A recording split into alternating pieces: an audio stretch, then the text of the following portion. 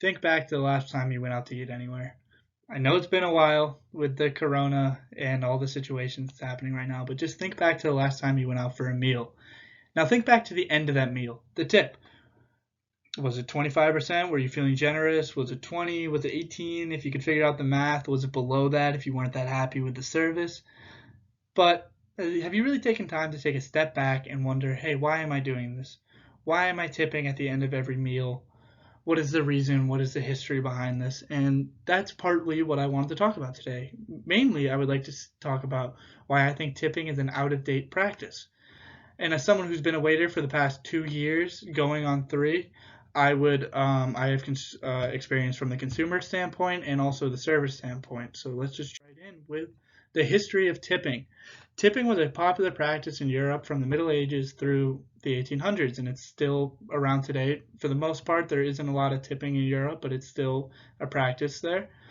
So in the Middle Ages, servants would often receive a little token of gratitude from masters, maybe a gold coin, a shilling, whatever the currency was back in the day. But this practice was brought over to the Americas around the mid 1800s and was not received well.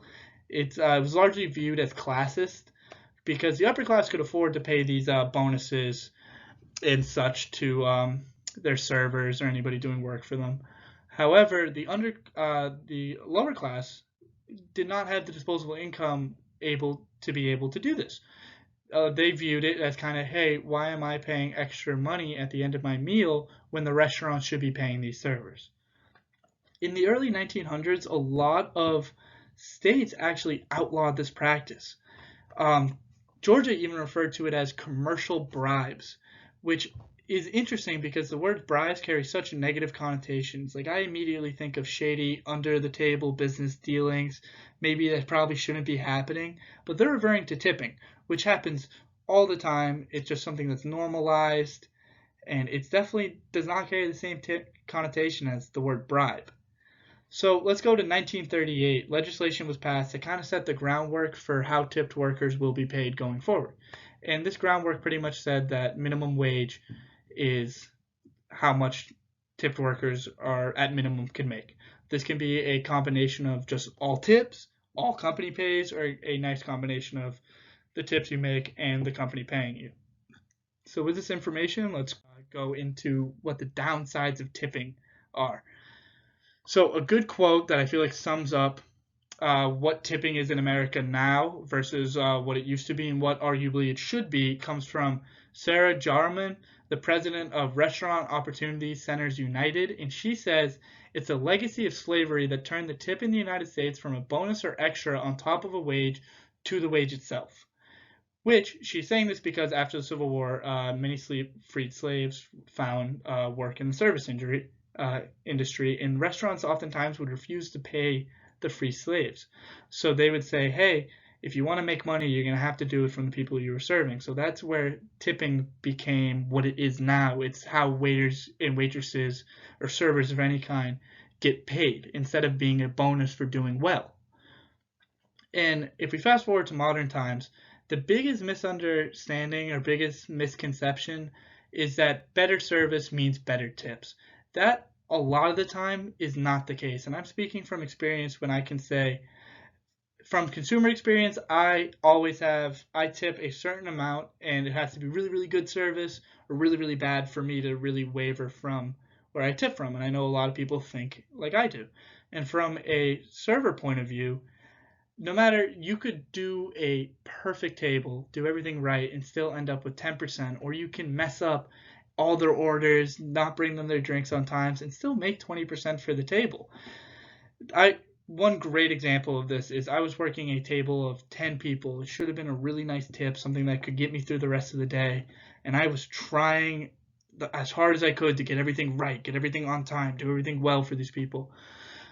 And then at the end of the meal, I didn't get a tip, which is it's the service industry. This is how things are nowadays, but it's a very frustrating thing thinking, wow, I just did all this work and I really didn't get paid for it.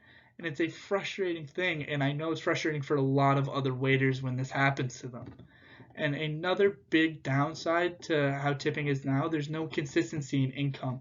Say you are a waiter or waitress who consistently makes $15 an hour when their tips are averaged out. But then you have this 1 week where, let's just say, everything was really slow. So you did not make your $15 an hour, you made $10.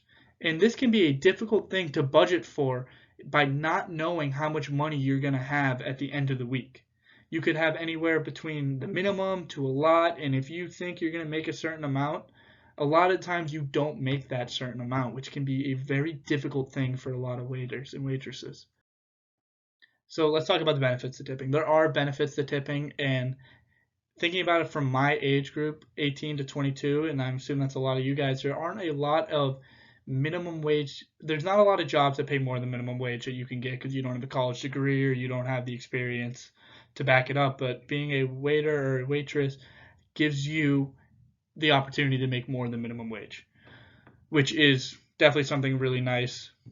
And another benefit to it is cash at the end of the day. You don't have to wait till the end of the week to get that paycheck or the end of every other week to get a paycheck. You can leave with your tips. You have your money for that day and you're ready to move on. So this is what tips should, in my opinion, look like. Tips should be a bonus, not an income. So think about it like this.